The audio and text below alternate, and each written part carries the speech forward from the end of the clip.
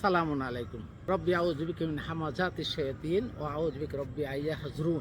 আল্লাহ আমাদেরকে শয়তানের ওয়াসওয়াসা থেকে রক্ষা করুন এবং শয়তান বা ইবলিস যেন আমাদের ধারে কাছেও না আসে। আমরা শয়তানকে বলছি শয়তান যেন আল্লাহ তোমার শয়তান যেন আমাদের কাছে না আসে, তার মানে আমাদেরকে বুঝতে হবে আমরা যেন শয়তানের কুপ্রবৃত্তি অনুসরণ করে তার কাছে না যাই। শয়তান যে কাজটা করে আমরা যেন সেই কাজটা না করি, এইটা হলো আল্লাহ তাআলা এই শয়তান দূরীভূত রাখার একটা অন্যতম পরিকল্পনা, যা আমাদেরকে জানতে হবে, বুঝতে হবে। এবং এই যে শয়তান কীভাবে আসে সেইটা নিয়ে একটু দুই এক লাইনের ভিতরে একটু কথা বলবো। সেটা হলো এটা কোরবানির সমাগত এবং হজ এটাও সমাগত। এখন কোরবানি নিয়ে আমরা বলি যে আসলে কোরবানি কি, এবং ঈদের যে সালাত আদায় করি এটাকে বলা হয় ওয়াজিব সালাত। কেন ওয়াজিব হলো, কে ওয়াজিব করলো, এটা নিয়ে। তা কোরবানি নিয়ে যদি বলি, কোরআনের যত আয়াতগুলোতে যেভাবে কোরবানি কথাকে মিসাবল করে অপব্যাখ্যা করা হয়েছে এবং ওই অপব্যাখ্যা করে এখনকার যে বর্তমানে কোরবানি এত পশু নিধন হচ্ছে, এটা আসলে কোনো কোরবানির মধ্যে পড়ে না।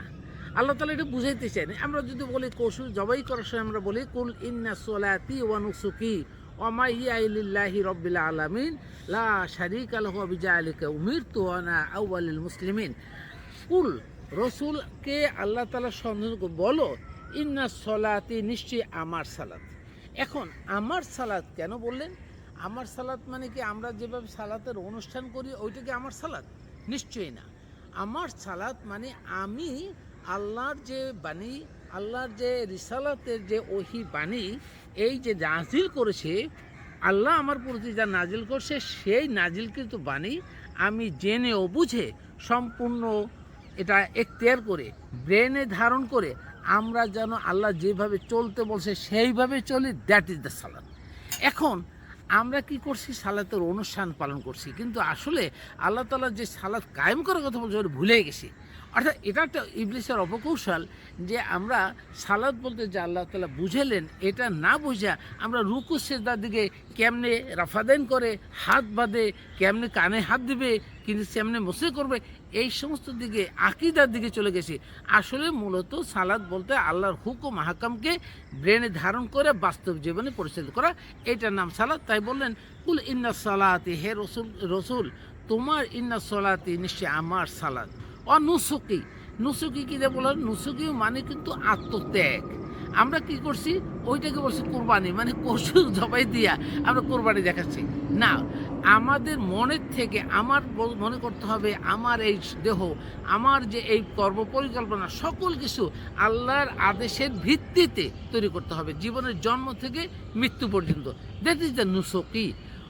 এই যে আমরা অপব্যাখ্যাগুলো করলাম, সারা দুনিয়ার মানুষ তথা বাংলাদেশের প্রেক্ষাপটে যদি বলি, এই সবাইকে পশু নিধনের একটা যাত্রা শুরু করে দিল। এই সময় পশু আনতে হবে, এইভাবে সবচেয়ে বড় পশু কিনতে হবে, কিনা আমরা সর্বত্র ত্যাগ করছি, এইটাকে বলা হচ্ছে না। এটাকে কিন্তু পশু কোরবানি বলা হয় না। কারণ আমরা যখন দেখছি, দেখুন যখন আমরা হাবিল এবং কাবিলের যখন পশু মানে কোরবানির জন্য তারা বললো যে কোরবানির জন্য আত্মত্যাগের জন্য আমরা আল্লাহর কাছে পেশ করেছি, হাবিলের কোরবানি কবুল হয়েছে কিন্তু কাবিলেরটা হয় নাই। তার মানে কি ওরা কি পশু জবাই দিয়েছিল? না।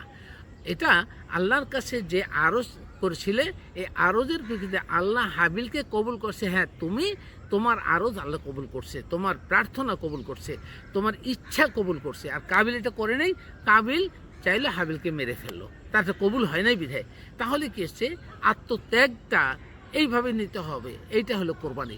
আমরা এই কোরবানি সম্পর্কে আরও কিছু একেবারে স্পষ্ট দলিল দেয়া, কোন কোন আয়াত দিয়া মানুষকে ভুল বোঝানো হয়েছে, সেটা হয়তো আজকালের মধ্যে আরও একটা ভিডিও যাবে লিখিতভাবে, যে কতগুলো আয়াত আছে, কোন আয়াতের তর্জমা, তাফসীর এবং অপব্যাখ্যা করে মানুষকে বিভ্রান্তির মধ্যে ফেলে হাজার হাজার না লক্ষ লক্ষ পশু নিধনের সিস্টেম করে দিয়েছে। এটা শয়তানি ছাড়া কিছুই নেই। হয়তো আমার এই ভিডিও দেখে অনেকেই মনে করবে এই লোকটা আবার কোথা থেকে আসলো, এই দাড়ি নাই, টুপি নাই, জুব্বা নাই, ইচ্ছা মতো কথা বলে না। আমি ইচ্ছা মতো বলি না, আমি কোরবানি সম্পর্কে যে কথাগুলো বলছি এটা কোরআনের আয়াত থেকে হুবহু আমি আপনাকে প্রমাণ দিব, এবং এইভাবে আমরা চলবো। আমরা জানা বোঝার চেষ্টা করি। আমি চাই যে প্রত্যেকটা মানুষ যেন কোরবানি কোরআন জানে, বুঝে এবং সেই অনুসারে নিজের জীবনটা চলে এবং আত্মত্যাগটা আল্লাহ তাআলা যেভাবে চেয়েছে ওইভাবে যেন আমরা আত্মত্যাগ করতে পারি। আল্লাহ হাফেজ।